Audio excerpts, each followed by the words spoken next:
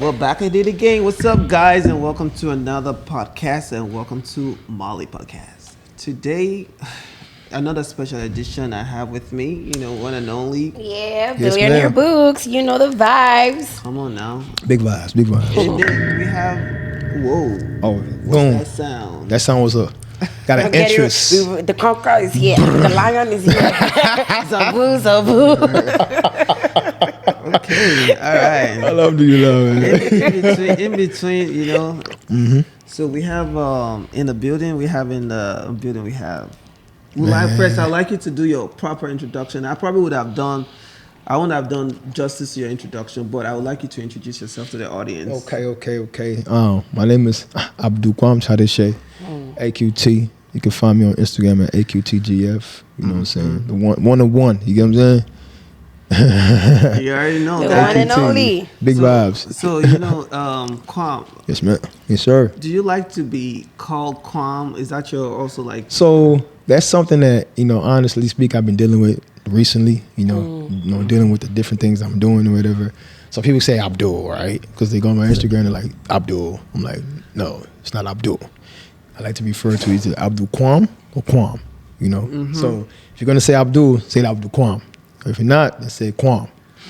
That's the best way to do it. That's the best way, I've seen it fit. Because Abdul is his name on its own.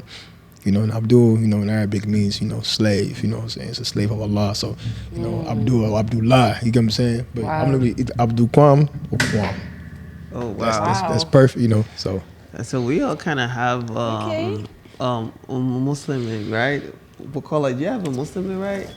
No comment. Koni, oh, mo. Come on, I know it, but you don't know she has a Muslim name? I know she says telefusi now. I know she has a Muslim name, but I don't know the name though. Would you like to, I would like to share, for the one time. For family. We get a special content. Okay. Bet. It's called Miriam. Maryam. There's a surah in the Quran. That's good. Maryam. Yes, so. It's lovely. Yeah. My niece is Miriam. The firstborn, the first grandkid. Indeed. And you guys already know my name is Mahmoud Olympio. Mahmoud. And one of today's show is gonna be a little bit interesting because now I'm a full-time Lagos boy, and I would assume that you both grew up in Italy. Yes, I was born in New York, Brooklyn, and I moved down to Houston when I was like 7. I was like an hour 98, and so I'm a Houston boy. You know what I'm saying? A-Leaf all the way. Okay. I'm A-Leaf raised, man. That's how it went. That's how it went. So growing up, what does it feel like growing up in A-Leaf? What is it? I ain't gonna lie, A-Leaf is a different breed. It breeds you, honestly speaking. Like I feel like, and you can see the success of people coming out of A-Leaf, in the creative field, like Toby's and Maxos or whatever. You know what I'm saying? So I feel like A-Leaf, the guidelines, the foundation, the street code, different things, kind of groomed us to who we are today. You know what I'm saying? It's rough, you know what I'm saying? But it also, comes with it like it's a culture. You know what I'm saying? It's pushing the culture forward. So, A-Leaf, shout out to A-Leaf, shout out to people that, from high school, Hastings, A-Leaf, Elsick. You went to Elsick, huh? Yeah, no, I went to Hastings. Oh, you say you in Fight and Berry like me, you feel me? That's the stomping grounds. But yeah, A-Leaf is one of a kind. And I feel like, I feel that on a global scale. Not even just being from Houston, North Side, no. On a global scale, at least a different breed. It is. Only if you're from A-Leaf, you will understand what I'm talking about. Indeed. You know what I'm saying? So. Yeah, it took me a long time to actually understand, Houston, A-Leaf. I've just been here for, a little while. It's a couple of years. So I didn't, understand the dynamics of you guys. So I was just feeling like, I'm in a world where I have to make it regardless. I'm from Lagos, so anybody. Lagos Bonnie now. So you have to make your way wherever it is. Connect with people. So. Yeah. And that's I ain't gonna lie. A lot of English people wear it on our chest. You see it. You can definitely see the dynamic. It's kind of different from others in Houston. Houston's a big city. I always tell people coming out from Houston, you could drive 1 hour in Houston and still be in Houston. Yeah. That's how big Houston is. Indeed. So it's why. So it's a lot of different people. But the A-Leaf community, I feel like it sets itself apart. I'm not being biased. Does. Just honestly speaking. We special. You kind of special. You feel me? You know what I'm saying? So, Yeah, man. So Bukola, I'll ask you. Sorry. Go ahead. So, what does it feel like for you growing up in Elif? What can you remember? What did Elif help you? I would say the culture in a way. We have a bond, and it was more so fun how we would play in the neighborhood. But to be honest, yes, I grew up in Ailey, but then I got sent to Nigeria. Oh, you're one of those. Yeah. I was a good girl, okay? Wow. Yeah. Lagos. So, you went to use in Lagos, right? Yeah. Wow. How was that? How was that experience? You went to boarding school? I sure did. Ooh. Yeah. Nigeria taught me a whole lot. But I would say I appreciate it. You know, today I do appreciate it, but at the time. That's funny, dog. I love Nigeria, though, man. I love Nigeria, though. Shout out. It's a love and hate relationship. Okay. So, what do you think? Why was the reason your parents sent you to Nigeria? Why did they send me? Because I was a good girl. You're being bad. He wants to get the tea. Okay. You know what I'm saying? I was a good girl. Cool. Right. So let's go into one of the topics that me and Quam. Every time we have a phone conversation, we're always talking about industry, like how can you succeed in entertainment in Houston? Why is the structure in Houston not really together? We're always talking about industry and how to really have like a solid one in Houston. So let's get into that, guys. If you're just joining, this is Moly Podcast. Today is very interesting, especially for folks that are in entertainment in Houston, that have been in entertainment for a couple of years and still trying to figure it out. Let's see. Yeah. From Quam's point of view. Indeed. Yeah. I mean, Houston. What has it been like for you as an artist? For Houston or just or everything in the general? Yeah, I guess you could talk on both Houston and then transition to in general. Well, for me, Houston, I'm naturally I'm an introvert, extrovert. If that makes sense. I'm very outgoing, right? But I'm also reserved, so I like to be to myself. And Houston, I feel like, even though it's a growing market with the diaspora, the Afro scene and everything like that, I just feel like, there could be more collaboration. Everybody wants to do their own thing, which is fine. Cause I'm a competitor too, you know what I'm saying? So I like to do my own thing, focus on my own lane, not disturb anybody, and stand out from the rest. So I think that's what a lot of people's mindset in Houston is. There's no collaboration. There could be more collaboration. And I also feel like the access to everybody is so much. Like people are easily accessible. So people are not, even though somebody you could be standing in front of the next star or somebody that is highly unique or highly talented, but you don't appreciate their talent because of you see them a lot. You know what I'm saying? So I feel like that's another thing with Houston. People, they go out every weekend, or two, whatever the club is, and they see the same people all the time. In Houston, not even on the Afro scene, more on the music scene in general, they always say go out of Houston to blow up, then they come back.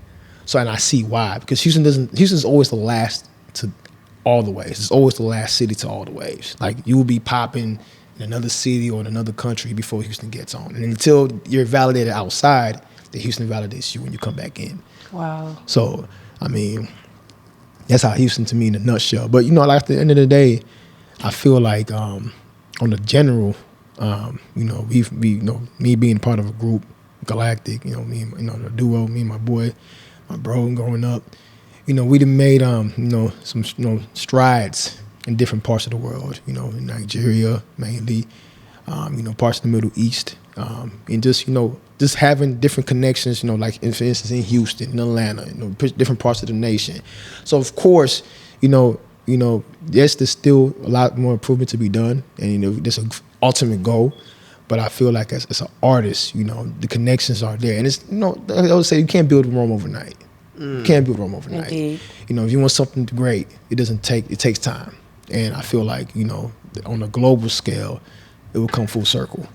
So, I mean, if I may ask, and for the purpose of like the audience in the house, how long have you been in the industry professionally? So professionally, which is funny, which is talking about it off the camera, it's going to be 10 years just doing music. But honestly, professionally, I feel like it's probably like 2016. That's when we decided to, let's take the brand into Nigeria. That was the first trip, 2015, 2016. But you could say 10 years, 2013. And funny enough, it's our 10-year anniversary in May for our first song that we ever dropped, which is called Stunningly, right? And we dropped that back in, that was May of 2013.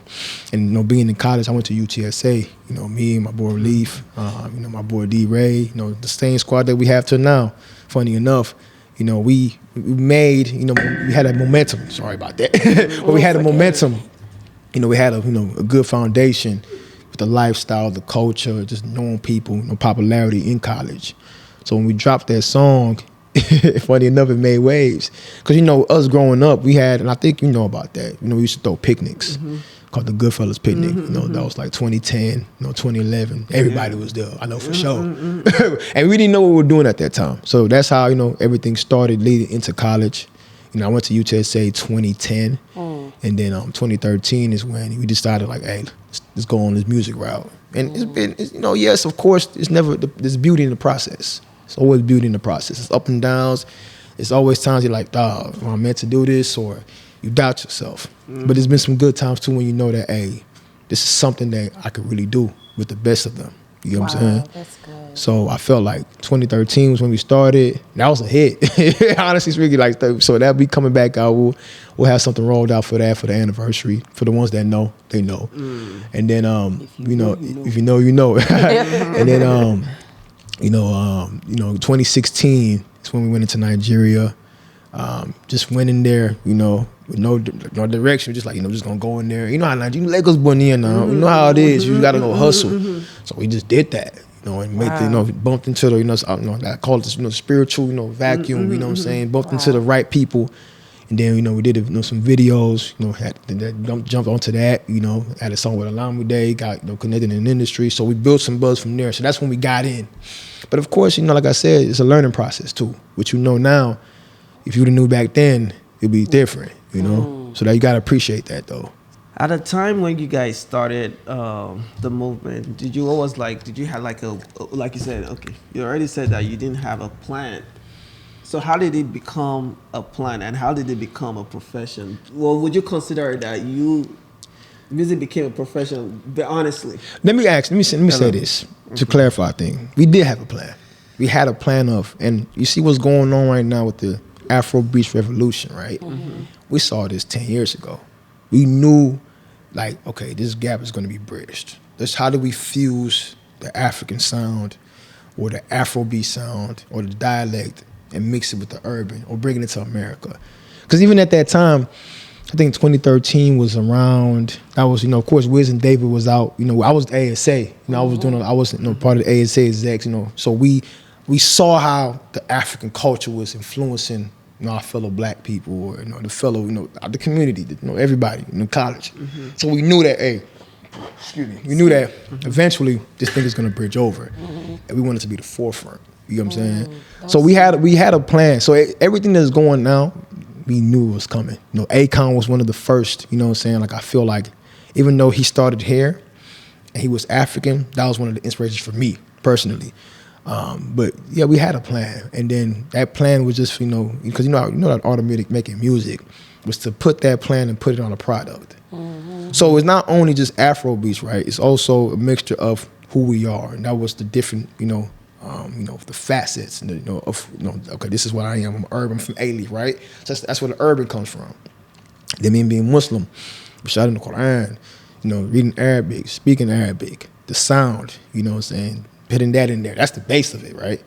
And then, me, I'm a pop person. I grew up listening to a lot of pop. Shout out to my sisters, NSYNC, Backstreet Boys. I jammed R&B. I jammed all types of country music.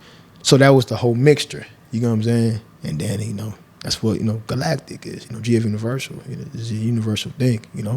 So that's what the vision was. So that's what we hear now. That's what we hear now. So you have a question for him? No, not yet. Not yet. All right, I'll go ahead. So, being a diaspora artist, what do you think? From the other new artists that's been coming up in Nigeria, why do you think the people back in Nigeria are having rapid growth in music? And having well, I think personally, I think that's like there's a gap between the diaspora artists. Big gap. So how you guys trying? So you gotta just be you, all right? I feel like you can't force it because the Afrobeats artists and me, going back, us as a team, me personally, going back to Nigeria so many times and knowing that market, there's come on, they're doing that every single day. It's part of them. That's the sound. You get what I'm saying? We have to appreciate that, we're second generation Nigerians. Yeah. A part of our story is different from the ones back home. You know what I'm saying? We were raised here, we're Americans. We're Nigerians, yes, by blood. But our outlook, our upbringing is different from, them back home. You know what I'm saying? So you can't compete with them. You know what I'm saying? You have to just join them, but join them in your own style, in your own way, and let them appreciate you. Because that's what is missing in the diaspora. Funny enough, I was talking to this about somebody, like an executive. She was saying this, like, the diaspora, London, for instance, there's Nigerians that's coming from London. They have their own market. The second generations, and London for Afrobeats is huge. You got a lot of people that was born in London that are, the Skeptas, the Tiny Tempers, the Daves. The list goes on. You get what I'm saying? They are Nigerian that made a name for themselves in London and they became international. You know what I'm saying? America doesn't have that yet. We don't have that yet. And Afrobeats coming into America is a great start because now it can open up the doors for people like us. People like, even though we feel like we're the forefront because at the end of the day, we're actually from here. We know the culture more than them back there. And the thing is, Western culture influences all cultures. All cultures. We go to Africa, go to the Middle East, you go to the Far East, they want to be like Americans. Everything, the culture, the swag, the sauce, they're all influenced by it. You know what I'm saying? Like, think about it. Look at the hip hop. You know what I'm saying? So everything is influenced by Western culture. So, I mean, we just have to make a name for ourselves in our own way, and try not to be like them, appreciate them, but also do it our own way. Okay, so I mean, like, there's been some names from the diaspora that have like really done well, like the Chamillionaire. Is that how that's his name? Chamillionaire was from Chamillionaire.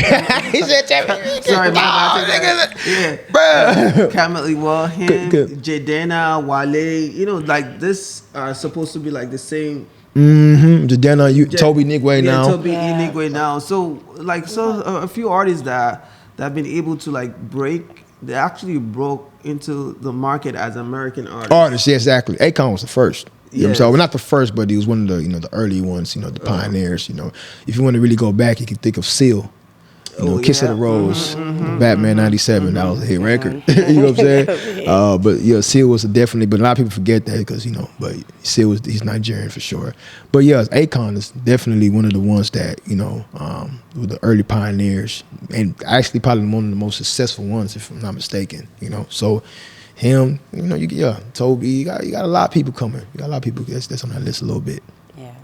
I mean, and one of the things that I see that that is lacking in the diaspora, especially, I'm familiar with the Houston terrain, and I've met a couple of artists.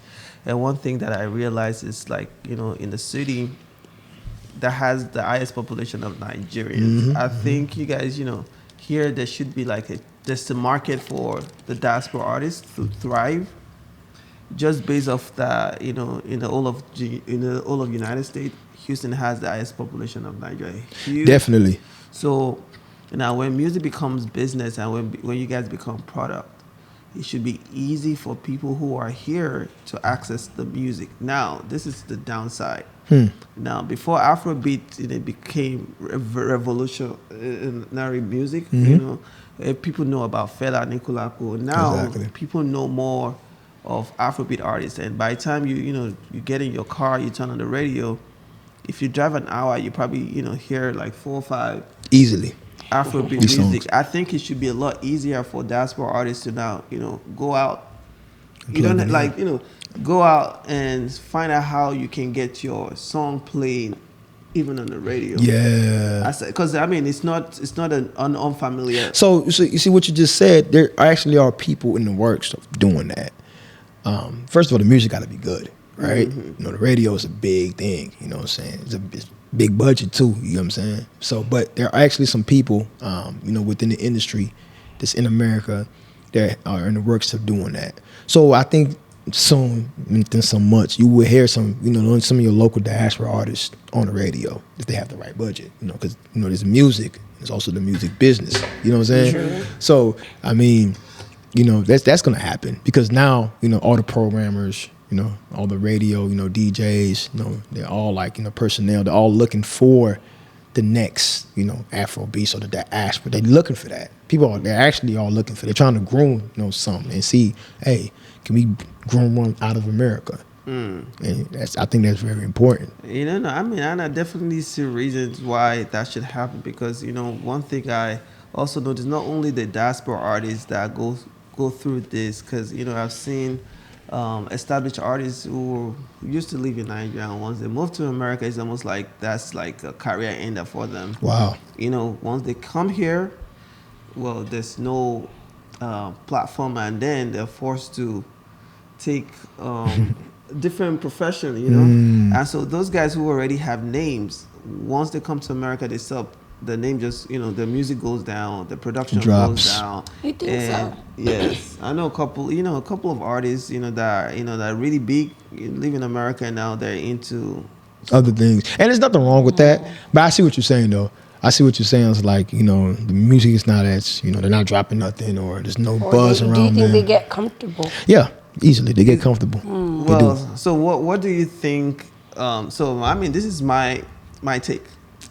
Entertainment is big, right? There's a lot of money in the industry to be made. I don't think there's any other industry that can pay you as much as entertainment. It's like it's like almost illegal to make any entertainment because the kind of money you hear people make, you be like, man, that's illegal. It's a lot of money in entertainment. There's a lot of money in entertainment. How much you make again? So I mean, I think sacrificing now just because you can't figure it out here and how to maneuver your music, how to distribute your music from here, and now people go back home and say, okay, now I have to send the music back home. It gets played on the radio, and then the buzz goes up. While you're here, I mean, just very little your song can do if you're not present in events that allows industry nights, your music to get distributed properly. Because music doesn't only stay on the radio; it's on the streets.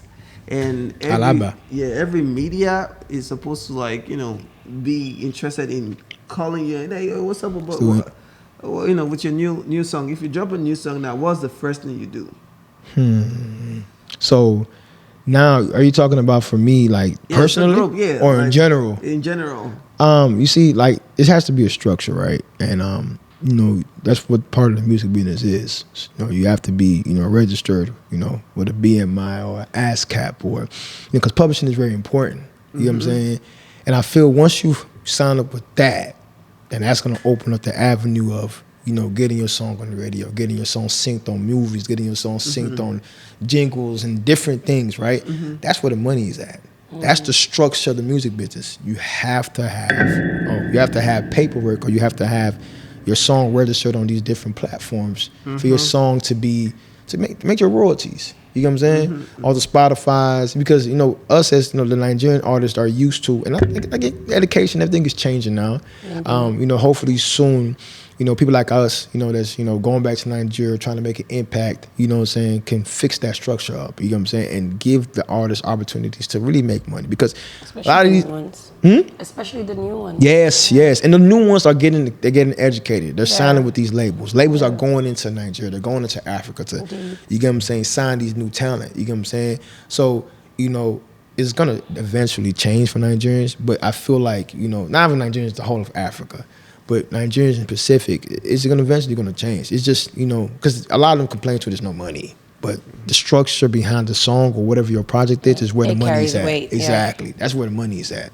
So you have to educate yourself on that, So with the music business, who do you think dictates which artists should get distribution? That's a great question. Because it's complex.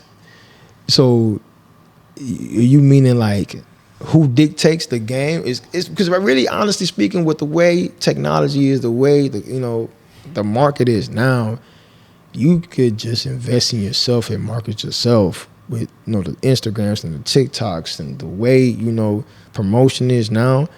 and dictate yourself for somebody to reach out to you. You get what I'm saying? So somebody to look and be like, okay, damn, this dude popping. And you're being consistent. Exactly, dropping consistent content. Yeah. It's not like the old days where you got to go to a label to produce content. You can produce. This is content we're doing right now. You get what I'm saying? Mm-hmm. So I mean, you gotta be able to, you know, I think you dictate yourself, but you know, there's still gatekeepers, which sucks. But man, I'm one of the dudes that'll tell you firsthand, F them and go do what you gotta do. Exactly. You know what I'm saying? I'm gonna open the gate. You know what I'm saying?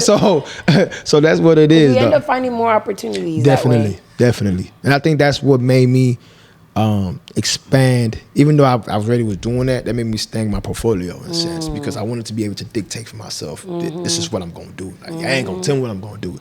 You know that's what makes your brand unique. Exactly. You know what I'm saying? So that's what it is. So also getting paid. Now let's talk about getting paid as an artist. Getting paid equivalent to what your contemporaries, you know, back home are getting paid. Do you feel like? But you know the funny thing about the ones back home, are you talking about the big ones, the Burna Boys and the Wiz Kids? Yeah, I mean, they make their money. They make a lot of money outside though. They come here, they go to Europe. They make their money doing that, tours. Like, there's not really a lot of money in Nigeria. You know what I'm saying? Of course, they make some 20 million shows. They get paid for shows, but they really make their money outside of Nigeria. That's why you see a lot of these artists looking for empires, you know, looking for a Sony or whatever to sign with them to get that international exposure, because the structure is there. Of course, you're cutting in a piece of the pie. They're cutting a big piece of your pie. And if you know the business, you know the contract, the lineage, you know what I'm saying? They finesse you. You know what I'm saying? Yeah. But that's where the money is at. Wow. You know what I'm saying? So it's really outside of Nigeria. It's not really at home. All the ones y'all seeing that do paying all this supporters. UTV that paying, you know, pay all these different things. It's not really. That's why the digital is so important. I have people that I know like digital, like, you know, they do the digital with the pushing with the Apple, the Spotify, and everything. That's where the money is at. A lot of artists just put their money in that because they know royalties is gonna come back. You get what I'm saying? Rather than let me go put my video on YouTube, not even YouTube, on the TV station, on the radio. You got to pay for that. You know what I'm saying? And it's definitely highly expensive. You know what I'm saying? Unless you got an investor. And even with that, I am a numbers guy. I'm like, shit, is this worth it? You know what I'm saying? So I mean, yeah. Wow, there's a lot behind. All right, let's have a little bit of breaker right now. Let's go back into other fun stuff. We've been talking business and it's getting boring. Yeah, we're talking too much serious stuff. Yeah, you know. Yeah, let's turn up. So a little bit. Let's go back to how do you connect with Nigeria? Man, so Nigeria, man, like, of course, it's many elements of connected back to Nigeria with me, right?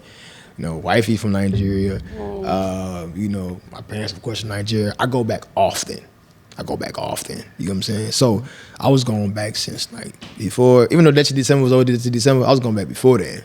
So, you know, I used to always go back for like 1 month, you know, our family house in Abuja. I know a lot of people in Nigeria, you know what I'm saying? So that's of course a second home, you know what I'm saying? I was raised and born in America, but now being cultured and going back home and just seeing the turn up and see how they live in Lagos and everything. My connection with Nigeria is deep. You know what I'm saying? My parents from Lagos, Abdul, you know what I'm saying? I'm think I'm a second-hand Lagos boy. Nah, I ain't gonna say that. they gonna fire me up.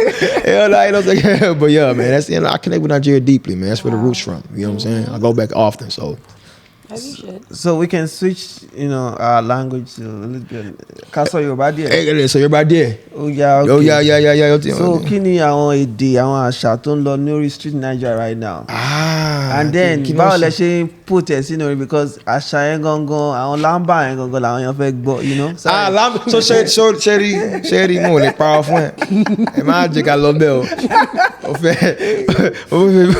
Má jẹ́ ká lọ bẹ́ẹ̀ o sí wọn, but the lámbà there is you know Tilo now, you know the facet, doing, but you know the swag in Nigeria, bro, is like, and I always tell them, man, you guys like, because, you know, coming from America, being raised here and going back and seeing them how they act, even though we heavily influenced them too, for sure, man, they heavily influenced us too, because the sound, the swagger, like, you know, the shit, you know, the pigeon and everything like that. That shit is dope, you know what I'm saying? And me, I'm just speaking. I'm just picking up, pitching. Yeah. I'm gonna boy Yoruba. I'm gonna boy Yoruba gun. And even though my Yoruba people gonna insult me, you know what I'm saying? But nah, I'm a little so, you know, I'm a little so Yoruba. Yeah. But along I shine. I had to laugh to that. Along I shine. Oh man, Bukola. I mean, you know, y'all remember me now? Yeah, I have to say. Mabi no, is it Kosemio? So Bukola, no, for real. So you guys, you know, you be considered a Jebota in my own. Where I come from, you're Yoruba man, but then let's switch this. Man, I'm trying to understand even your Yoruba said, oh my God, as it be. Well, guys, if you guys are watching this video in Nigeria, I know you are probably like clapping for this guy's like, man, come on now. This is real Nigerian guy. But Bukola, how do you, I've heard of a few of your playlists in the car. I mean, I guess that's how you connect mostly with the Nigerian. What's you, Abby? Man. No, it'll be Talk to Alabi. No, the dude, there's this guy that you listen to constantly that has, I don't know his name though, but I mean, these are like. Oh my God. And you sing his song a lot. You like Zinoleski, I know you like Zinoleski. Yes. And you know, you like Ashake, you like Olamide. Oh yeah. Oh, not that much. I've never heard you listen to Olamide that much though. That's the GOAT right there, man. Shout out to my boy, man. That's the GOAT right there, dog. You know what I'm saying? Shout out to Olamide. Oh yeah. So, well, do you guys have any question to ask me? First, I've been asking you guys a lot of questions. Mahmoud.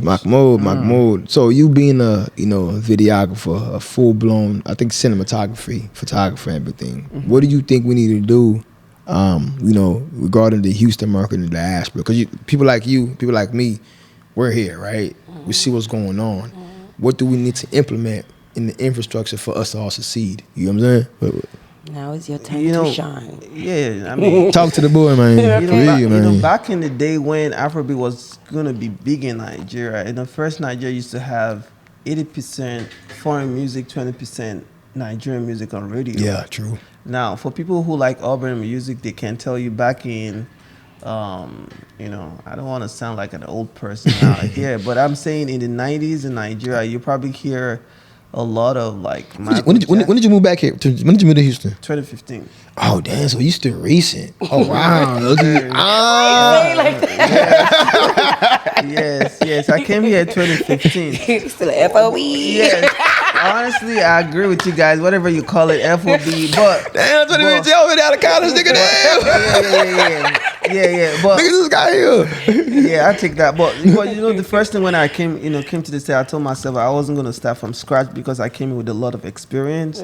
And I've seen things grow from like all the artists that you guys see that popping now, that becoming leaders now. I literally saw them grow. All of them that you can. Who was the person you managed again that was not Cynthia Morgan? Yeah, I managed Cynthia. Yeah, my dude is he put in his work in the game, man. I gotta let's give a clap for Mahmoud, man, for real. Let's give a clap. Yeah, man. I'm saying with the OG right here in the game, man. Shout out to you, for real. Well, man. So the word OG, I don't like it though. But again, some OGs are broke, but you want to be a legend. So OGs can be classified as, okay, yeah, you've been in the game, but you want to be a legend instead of being an OG. Yeah. So I think I had issues with my sound, but now it's better. Yeah. Now, so the idea is, like you rather want to, work to become a legend than being an OG. So if you be on the ground for too long, you end up being OGs. But if you have successful track records in the entertainment industry, they call you legend. Man, hey, you're 100% correct. Like, and I love the way you broke that down because you're right. If you're an OG, yeah. I mean, even though I call OGs, there's a lot of OGs that are legends too, right? You can be a legend and an OG, but for the most part, yeah, you're right. Man, you gotta, like I say, you have to strive to become a legend in icon. This field. Yeah, an icon to where, what makes you an icon is you constantly work, as an artist. You dedicate time, your life, you do the art for a purpose, and then people see every year that your work is not only changing your life, because definitely people see the growth in you, but then how do you use your work to affect other people? Others. So it's really important for people to know um, why they're doing it. And then, going back to what I was saying about, 80% of foreign music back in Nigeria, and now 20%. Now it's the opposite. Now it is 80% Nigerian music, 20% Foreign. foreign I music. think even 15. Yes. They on Nigerian radios. They playing all Afro beats. All Yes. So, and I see, like, whatever that was done in Nigeria can be replicated here for the diaspora artists, because again, if you look at the trend, is what can you guys do? If you go into the clubs, even some clubs are literally playing Afrobeat more than, Definitely. you know. Definitely. I have a lot of DJs that call urban DJs. So there should be, this is what I think, there should be something called 80% diaspora music for the music industry to grow. You guys need to fight for your sound. If you're here, you need to fight for your sound or segments on radio, on television, on like, there's got to be a spot for diaspora artists. Because one of the people, who people in diaspora actually, they have a lot of impact in the growth of Afrobeat internationally. Because people who are here fought for it through event parties. Hey, what did you just, bro? Like, what you just said hit home because I don't like. Shout out to Nigeria Nation. They came, from 2 weeks ago. So, when I brought them here, we was having discussions about the diaspora and pushing the narrative. And you're right. Like we're the ones that's making Afrobeat pop because we're here. If without us, and that's the thing the people in Nigeria have to know. You know what I'm saying? Without us, there's no Afrobeats. You know what I'm saying? And because we're the ones that's constantly playing in the cars, playing in the clubs, playing everywhere. You know what I'm saying? They see us, they see Afrobeats, right? So we're definitely pushing the culture, but we have our own story too. You know what I'm saying? We are the diaspora for a reason. So I feel that has to be pushed more as a whole to let them understand this is how they're gonna accept diaspora artists, not just Nigerians coming over here. You know what I'm saying? So yeah, and I think that's gonna require a lot of people taking position. So I'll give you an instance. Majority of the international acts, Nigerian international acts, is mostly run by Live Nation, right? Yeah. So even in terms of marketing and promotion, you realize that the artists just depend on Live Nation, and Live Nation is wondering, well, we need to connect with the local promoters, and the local promoters are, going to call out people, but it's almost like, to me, I think a lot of people chase the clout of the artist instead of now like thinking, as we're trying to chase the clout of, who already that is getting popping in Nigeria, that talents here, that with or without the international acts, with people who come from overseas to come perform, there should be some kind of structure for diaspora artists, because after a while, if that is not solidified, Afrobeat will be gone, almost just like the way reggae? I would say reggae is no, it can't be. I disagree with that. I don't think so. You know why? Because we create culture, the looks too. Like people want to look like us. See, reggaeton, they're motion like Sean Paul. With the look, I totally disagree with you. For real? Yes, there's no big Nigerian artist right now that looks Nigerian. Everybody looks foreign. No, but when I mean by Nigerian, I'm not saying like branded tribal wear or whatever. I'm just talking about the swagger and the sauce. Like, of course, like Brandon Boy, they probably like a rapper. You know what I'm saying? But it's kind of distinct. You see the kind of the Alte vibe. You get what I'm saying? A lot of these rappers here, urban, are getting influenced by that. Because trust me, we dress better than them. That's just the honest as truth. You know what I'm saying? So they're taking that and implementing that into their own craft. They're looking at us, you know what I'm saying, when it comes to like fashion, and implementing that into their own brands. You know what I'm saying? The urban, the people, the American artists, right? So I think, honestly, like compare the new generation artists, compare them to people like Fela, Sonny Ade, like Angelina Kidjo. You can tell if in another 10 years, and they talk about African artists, it's gonna be timeless. It will be hard to say Rema is an African artist, except you hear the sound. Now, a lot of people don't know who Sonny Ade is right now, for instance. Yeah. But this new generations don't know because Legend. Yeah, they're from like His they've He been was in I was he was living like a Wiz kid before Wiz yeah, kid. exactly. If you watch some of his documentaries, And the band's man was band chill. I like is dog. lit, so now the 83 living. yeah. So I mean, think about like right now the culture, the African culture is, you can hear the sound, you can hear the sound of the music, but the image still depicts Western image.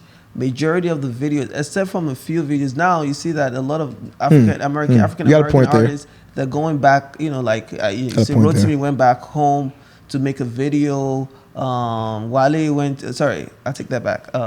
Jadena? No. What's his name? Who? What song he got? Sing the song. Sing. Guess the song. The guy who did the song with Davido. He's popular. Come on now. He's from America. Yeah, in America. Chris Brown? No, not Chris Brown. Even The Baby.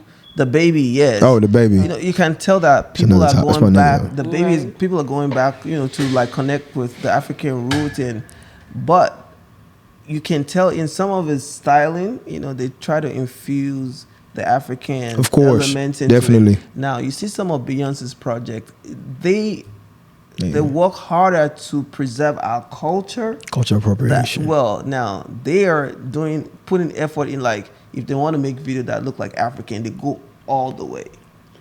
They're like becoming a better representative of African music sound than. Well, I think she's let's keep going. Because I don't debate how to go get me. Now, so now, because now a lot of Nigerians are not like, we're hardworking, but we don't work smart. In a lot of ways, I think. Not only music Can either. you elaborate?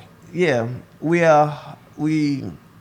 I think we're actually smart people though. Yeah, we're smart. No, Very. We just use it in the wrong things. Yes, We're very smart. Yes, we're very smart and believe we're very hardworking. But Yeah. so like, I'll give you an instance.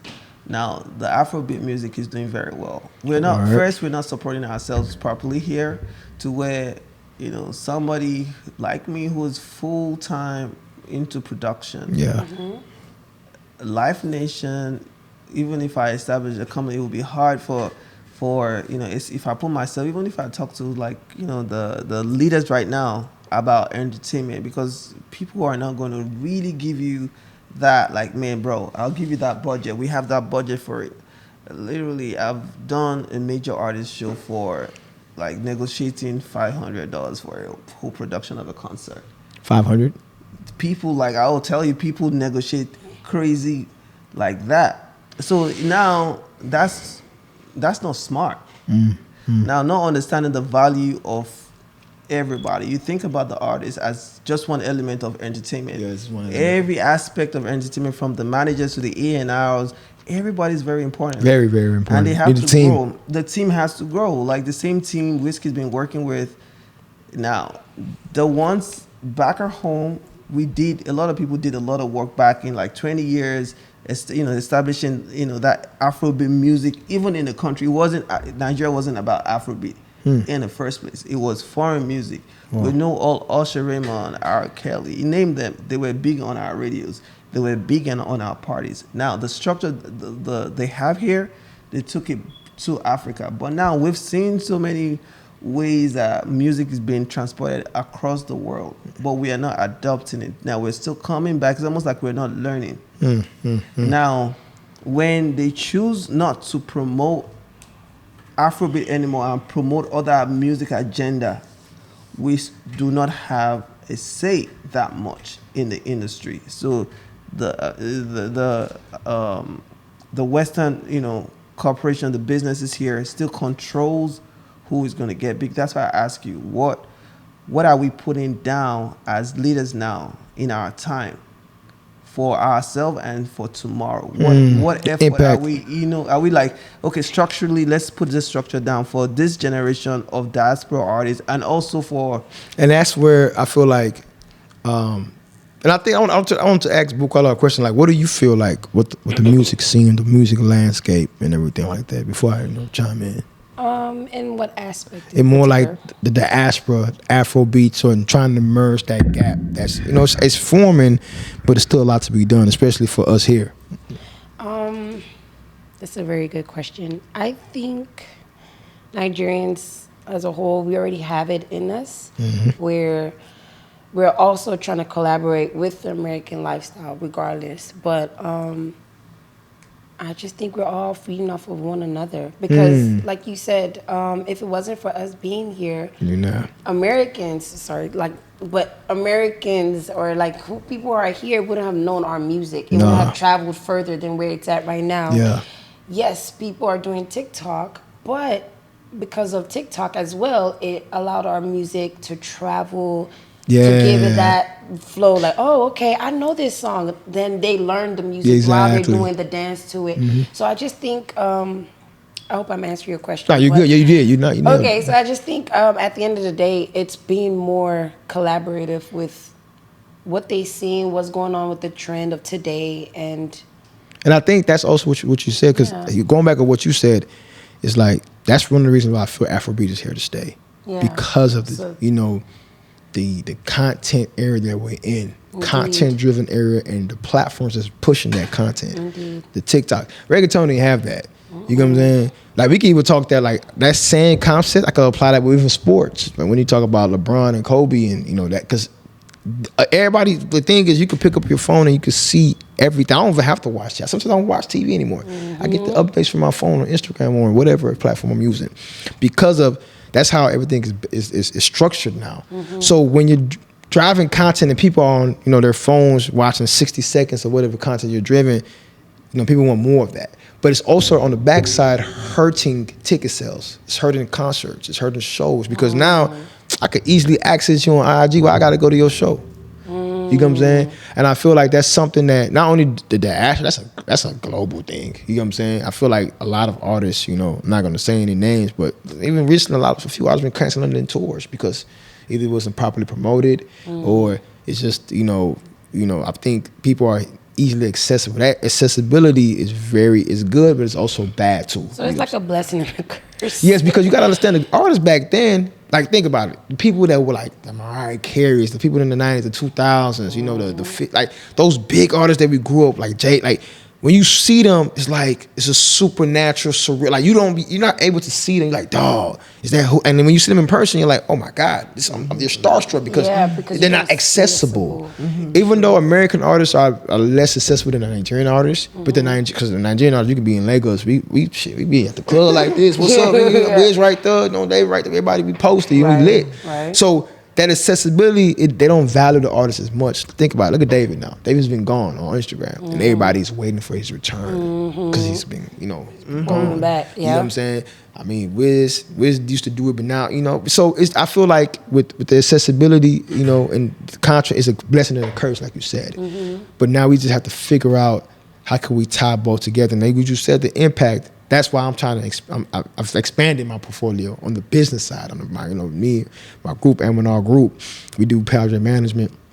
So I'm going into not only in the entertainment, I deal with travel, I deal with logistics, I deal with oil and gas and everything like that. But I could also apply that to entertainment because I am also creative, right? Exactly. So doing events, you create your own things. You know what I'm saying? Your own events, your own projects, and you decide and dictate. Okay, I can give a platform like we talked the other day. We got a concert. I'm gonna create a concert. I know I've already made the leverage and the connections. Let me invite them out. Let me have some artist showcase, and I'm gonna really have these artists showcase their talent, not just be like, okay, we're just gonna put you on the ticket, because we've been there, open up for this person, open for this, but there's really no, return or ROI. You know what I'm saying? When you do that, you know what I'm saying? I'm more like I'm a numbers guy now, so it's like, okay, if I do this event, I have these artists come on board. Okay, let me get their merch. Let me set that. You sell your merch, put a vendorship. You know what I'm saying? Like we have to start creating, the wave. You have to create your table. You know what I'm saying? You create your table and let them sit at it, right? And then you trying to go sit at somebody else's table. Let me create my table, you come sit at my table. Exactly. All right. So we're going on a short break, guys. When we come back, we'll talk more about how the entertainment industry can grow and the election, things that needs to be done.